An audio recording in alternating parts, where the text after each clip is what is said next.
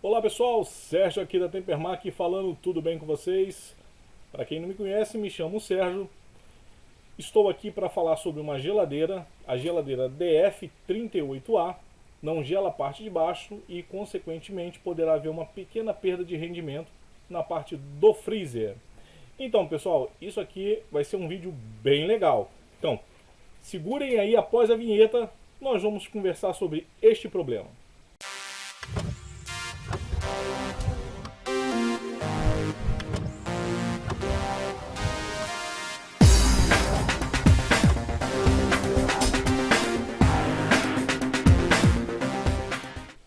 Meus amigos, esse vídeo aqui, quem me passou este defeito foi um ex-aluno do curso, tá? Do ex-aluno do curso da Tempermac. E, deixa eu fazer meu merchandising rapidinho aqui, gente, é um segundo. Eu estou em promoção no curso de refrigeração doméstica. Para quem tiver interesse, o curso é R$ 99,00, é o valor único, tá? Isso não é mensalidade não, valor único para ter o curso completo aí na manutenção de geladeira. Quem tiver interessado, estarei colocando o link aí na descrição. Mas vamos lá. Pessoal, esse vídeo eu quero agradecer ao técnico Marcelo, um ex-aluno do curso, que hoje está trabalhando aí com manutenção. Para quem for da região de Canoinhas, aí em Santa Catarina, o telefone dele está aqui, 47, né, 99668-2711. Quem tiver com algum problema aí na parte de refrigeração, precisar da ajuda aí do técnico Marcelo, estejam aí à vontade para entrar em contato com ele. Pois bem, o Marcelo me passou um defeito que ele resolveu e ele gostaria que eu passasse aí para vocês, para dar uma ajuda ao pessoal aí da Tempermac, do canal da Tempermac. Então vamos lá, pessoal, essa geladeira aqui, ó, uma Frost Free Electrolux DF38, não está gelando na parte de baixo e ela, a parte do freezer, pode haver uma perda aí na eficiência, e se o cliente insistir vai chegar um ponto que vai bloquear tudo, não vai congelar o alimento no freezer. Tá aí essa geladeira, uma DF38. E vamos lá, pessoal. Bem, ele me passou algumas imagens aqui. Eu fiz uma pequena edição aqui. Vamos tentar entender isso aí. Pessoal, aqui é a parte do freezer, lá em cima, é a parte do congelador, né? Popularmente o congelador. Ele não me passou uma foto aqui, gente, mas isso aqui é muito tranquilo, tá? Essa foto que ele me passou, ele já tirou aquele acabamento que fica no fundo, tá? Que é aquela parte de plástico que fica lá no fundo, tem uns parafusinhos que prende. Então você vai puxar ela e ela vem ali com um ventilador, né? Você desconecta o ventilador quando você tira ali os parafusos, puxa para frente o painel, tá? É um painel que fica no fundo, tirou os parafusinhos, você vai puxar esse painel na sua direção, não puxa ele todo não, porque você tem que desconectar ali o fio do ventilador. Isso que eu tô falando aqui é tranquilo, tá, gente? Não é nenhuma complicação não. Aí vai estar o ventilador, você desconecta ali o conector do ventilador. Então eu vou contar este caso aqui, possivelmente pode te ajudar caso você esteja com um problema parecido. Então aqui nós temos a visão do que seria a evaporadora, a parte que gela, né, na geladeira e que ajuda a gelar na parte de baixo também. Aqui nós temos os canos, tá, que desce e volta com o fluido refrigerante. Aqui nós temos aqui uma folha, né, metálica que encobre a evaporadora. Essa folha metálica ela tem a função porque aqui, pessoal, deixa eu fazer um desenho aqui, ó. O ventilador ele pega aqui, né? Quando você retira aquele acabamento que fica na frente, vem um ventilador. O ventilador fica aqui, porque ele tem essa parte que fecha aqui para ele puxar o ar e fazer circular direitinho, tá? Aí dentro. Então tá aí, nós temos aí a parte dos canos, né? Onde vem o fluido refrigerante e onde sai, o fluido vai circular por aqui. Essa parte aqui é evaporadora. Nós temos aqui o bimetal, nós vamos falar dessa peça aí mais à frente. Fusível térmico, que fica aqui também.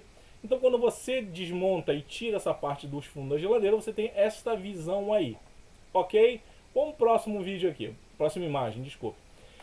Ó, vocês podem ver que abaixando aqui, ó, aquela folha aqui, ó, que é a folha metálica, né? Você pode empurrar ela. Ela é presa por umas presilhazinhas aqui. E você puxa ela para você.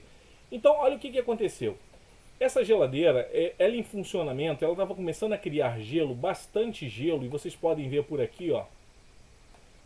Ela começou a criar muito gelo e ela em funcionamento vai chegar uma hora que ela bloqueia, ela fica totalmente tomada de gelo aqui e a parte de baixo vai ser comprometida, vai começar a não gelar bem a parte de baixo. Por quê, gente? Vamos ver esse defeito aí para frente. Então, o defeito que não está gelando bem a parte de baixo é porque esta evaporadora é toda essa parte aqui do cano, não essa parte de fora, tá? Essa parte que parece um caninho aqui fora é a resistência, que eu vou estar mostrando mais à frente aí para vocês. Mas essa parte que circula o cano aqui, tem essas alhetas, isso é a evaporadora. Ela tem que gelar mesmo, mas não nesse ponto aqui de criar gelo. E o que acontece? Ela vai criando gelo, aqui já está começando a bloquear, vocês podem ver que está bloqueando. Aí vai começar, chega um ponto que ela fica totalmente tomada por gelo. E isso não pode, não está havendo degelo nessa geladeira. Então vamos lá, deixa eu passar aqui para a próxima imagem. Quando isso acontece, gente, o que nós devemos verificar nessa geladeira? Primeira coisa, a resistência de degelo. Né? Eu coloquei o desenho aqui do que seria essa resistência de degelo. Essa resistência, gente, ela tá aqui, ó, quer ver? Ó? Ela vem aqui, né?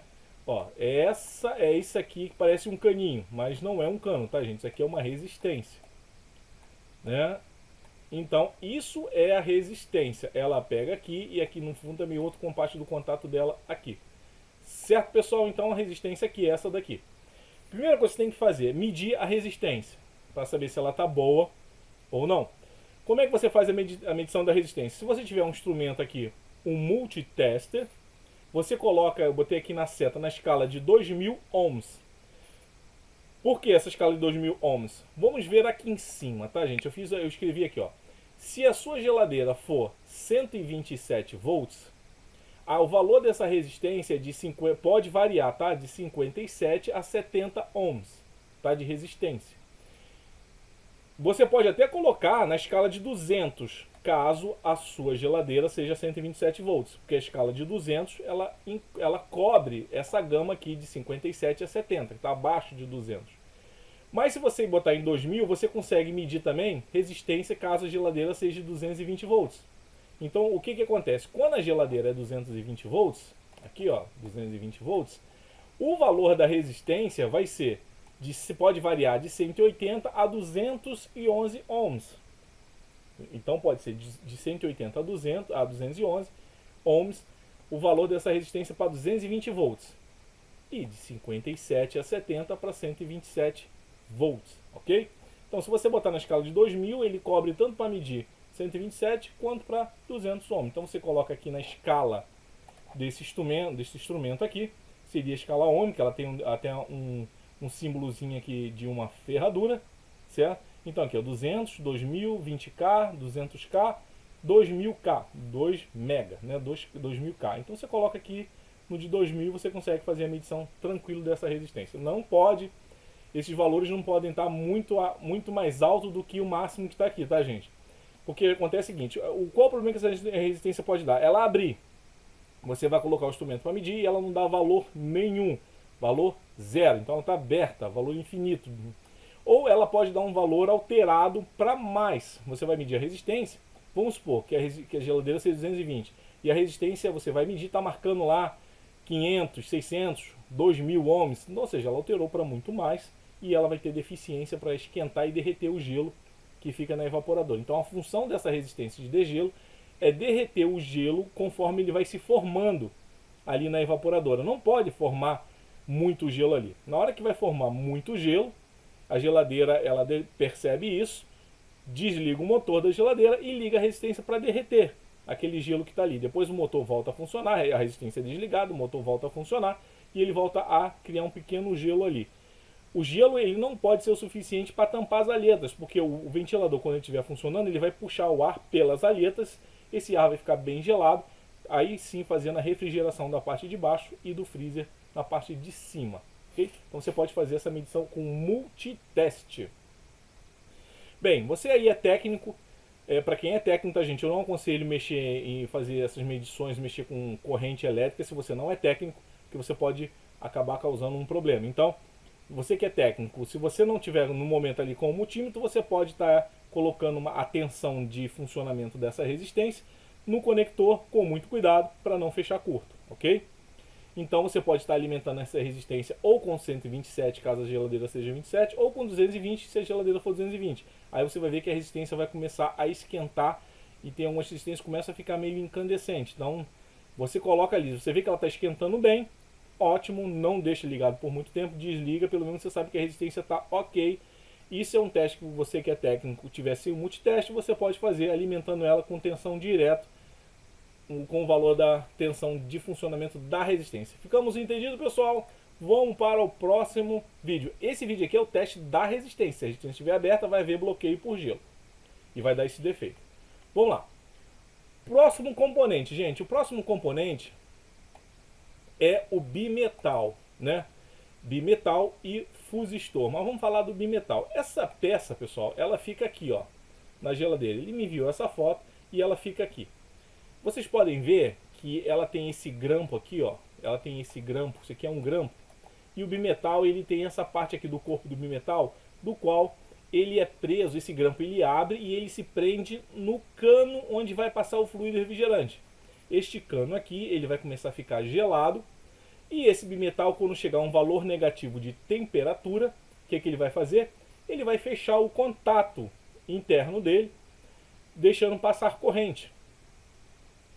Ou seja, se você for medir esse bimetal com um multiteste, num valor de resistência, na mesma escala que você pode colocar de 200 ohms, ele não vai dar valor nenhum. Ele, na temperatura ambiente, ele vai dar como resistência aberta. Esse é o normal. Para você que é técnico, o que você pode fazer um teste? Aplica fluido refrigerante nele, no corpo do bimetal, e você vai ver que o contato dele interno vai fechar. Se isso estiver ocorrendo, beleza, o bimetal está bom. Agora, se você jogar um pouco de fluido refrigerante nele e o contato permanecer ainda aberto, ele está com defeito. Se você não tiver fluido refrigerante, não tiver como medir essa peça, então tem uma outra para colocar no local para fazer o teste, certo? O melhor teste é esse, aplicar fluido refrigerante e ver se ele fecha o contato. Fechou, então ele está ok. Se não tiver como fazer esse teste, tem que botar um outro bimetal e verificar se ele vai fazer o degelo, o derretimento aí da evaporadora. Ok, pessoal, vamos para o próximo vídeo. Aqui, gente, esse bimetal, que é aquela peça que nós vimos que ela fica presa, né, lá no caninho, ela tem também um fusível térmico, né, que é essa peça aqui. Esse fusível térmico ele tem a função de proteger a geladeira caso o bimetal ele dê algum problema, ele fica com contato fechado direto e a geladeira fica alimentando a resistência sem parar. O que vai acontecer? Esse fusível térmico, o nome está dizendo, ele é fusível, ele abre caso há uma sobrecorrente e ele vai abrir por temperatura, por isso que ele é fusível térmico. Então ele vai, se por um acaso a resistência não desligar por algum defeito em algum componente, ou na placa, ou bimetal, ou seja qual for o componente, a resistência vai esquentar demais para que não estrague a geladeira, não derreta, né, e venha danificar a geladeira. Esse fusível ele abre, cortando a corrente da resistência, para proteger. Então, mas só que se esse fusível térmico ele der defeito e ele abrir, não vai ter corrente na resistência, consequentemente a resistência não vai esquentar e vai dar o problema de bloquear por gelo. Como é que a gente faz esse teste? Simples.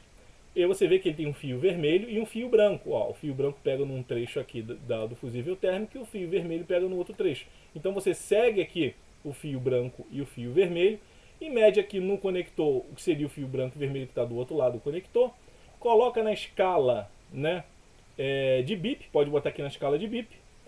E o instrumento tem que apitar, ou seja, ele tem que dar continuidade, ele tem que dar como curto aqui, certo? Então você vai colocar nessa escala de bip e você vai, ele tem que bipar o instrumento. Bipando, você sabe que o fusível térmico está legal. Sérgio, eu esqueci meu multímetro na casa, eu estou aqui com uma... Como é que eu posso fazer algum teste com um instrumento mais simples? Sim, uma lâmpada de série. Você vai pegar uma lâmpada em série e você vai fazer o teste do fusível térmico com a lâmpada em série. Simples assim, a lâmpada acender, então, beleza. Tá tudo aí ok, o fusível térmico tá bom. Se o fusível térmico abrir, vai ter bloqueio por gelo na evaporadora e a geladeira não vai gelar a parte de baixo. Ok, pessoal, mais uma peça medida, vamos seguir em frente. Pois bem, Marcelo passou essas duas fotos aqui, ele desmontando. Por que ele começou a desmontar aqui? Porque ele viu que o fusível térmico estava legal, ele viu que o bimetal estava legal, a resistência também estava muito boa, e ele, pô, essa geladeira em particular, ela usa um time eletromecânico. O que é esse timer eletromecânico? Pessoal, é uma peça que fica lá embaixo, essa peça aqui, depois ele tirou uma outra foto com ela aproximando, ele tirou, desmontou lá de trás, ó, aí tá aqui. Essa peça tem ela tem um motor interno nela, que ela fica girando, e de 8 em 8 ou de 12 em 12 horas, essa geladeira, esse timer, né, tem um motorzinho, o motorzinho tá lá girando e movimentando para desligar e ligar os contatos internos. Enquanto ele estiver em funcionamento, o motor está funcionando. Aí a geladeira vai ligar e desligar pelo termostato normal. O termostato é aquela pecinha que você ajusta a temperatura da geladeira. Então o motor vai estar ligando e desligando conforme o ajuste do termostato. Só que depois de 8 em 8 ou de 12 em 12 horas, dependendo da geladeira, vamos supor que essa aqui desligue de 12 em 12 horas. Quando chegar passados 12 horas, que é o tempo que esse motor leva girando, ele vai desligar o motor, tá? Ele vai desligar o motor aqui, o motocompressor, e vai ligar aquela resistência lá para fazer o degelo, ou seja, ela está funcionando, está criando gelo na evaporadora, está funcionando. Só que chegou 12 horas depois, ele desliga o motor, esse time desliga o motor compressor, para de circular fluido refrigerante, e ele manda corrente lá para a resistência aquecer, através do contato do timer. E ele percebeu o seguinte: Sérgio, a geladeira está bloqueando por gelo, mas eu notei que o motor não estava girando, o motor aí não estava girando, certo? Então ele falou, opa, então por isso que está bloqueando, o motor não está girando. Vou passar aqui no próximo vídeo, aqui ó, tá aqui, opa, deixa eu voltar aqui, aqui é mais uma foto que ele enviou, aqui ó, o conector ligado aqui no timer, certo? Nós podemos ver aqui ó, que tem o pino 3, o número 3, 4, 1 e 2, certo? E no pino 3 vai aqui o desenho aqui, circulando aqui, tem uma letra M. Essa letra M significa o motor interno que tem nesse timer. Ok, gente? Então esse motor ele vai girando, então ele abre e fecha contato dentro da geladeira, ligando o motor, desligando o compressor, ligando a resistência de degelo, desligando a resistência de degelo. Tudo bem? Vamos pro próximo vídeo aqui, nós vamos entender isso melhor. Então aqui está aí aquele timer, tá gente? Que lá de trás. Então como é que funciona isso? Chega, olha só, bem, o motor para funcionar ele precisa receber tensão no pino 3, tá? Que aqui é quando você vira o timer ao contrário, ele vem dizer, ó, o pino 3 é este pino aqui, certo? E ele vai receber tensão no pino 3 e no pino 1 para ele funcionar. Ou seja, a corrente ela vem por aqui, motor, e a outra parte vem por aqui e vem aqui. Aí ou seja, a corrente chegando pelo pino 1, ou saindo pelo pino 3, ou chegando pelo 3, saindo pelo 1, isso aqui o motor começa a funcionar. Então, gente, para deixar uma coisa bem clara aqui, para que o motor interno deste time funcione, é necessário chegar tensão pelo pino 3 e pelo pino 1. Aqui atrás, aqui, ó, tem que chegar tensão pelo pino 3 e pelo pino 1, ok? Como é que funciona isso? Quando chega tensão pelo pino 3 e pino 1, a gente pode ver aqui, ó, o pino 3, o 1, ele pode fechar contato. Isso aqui, gente, esse aqui é o desenho, seria chave interna, tá? Aqui assim, ó, chave interna. Ele vai abrir e fechar uma chave aqui, e aqui também é outro desenho de uma outra chave que vai sair aqui. Então, ele vai entrar por aqui, ou ele vai fechar do pino 1 com 2, ou ele vai fechar o pino 1 com 4, ok? Então ele fecha 1 com 2 ou 1 com 4. Mas de qualquer forma, independente se ele vai fechar por 1 com 2 ou 1 com 4, quando ele chega pelo pino 1 ele vai direto para o motor, e o pino 3 também vai direto para o motor, e o motor não estava funcionando. E ele verificou que não estava chegando tensão pelo pino 3 e pelo pino 1. Então o time está descartado, porque se chegasse tensão ali no pino 1 e no pino 3 e o motor não gira, então vou condenar o time que o motor interno está danificado. Mas não estava chegando tensão aqui, ó, pino 3, pino 1, não estava chegando. Então ele começou a fazer uma análise. Aí eu peguei aqui um esquema, gente, aqui ó, passar o próximo vídeo. E isso aqui é muito legal para o nosso entendimento. Como é que funciona isso, pessoal? Aqui está o desenho do que seria o timer, ó, aqui ó. Nós temos aqui o pino 1 e o pino 3, e aqui o pino 3, aqui dentro o motor. Para que esse motor funcione, gente, então como ele falou que não estava chegando tensão aqui, a gente vai seguir esse caminho aí da tensão. Como é que é seguir esse caminho? Ó, nós temos o neutro aqui, ó, fase e neutro. Se for 220 pode ser fase e fase, mas vamos seguir, ó.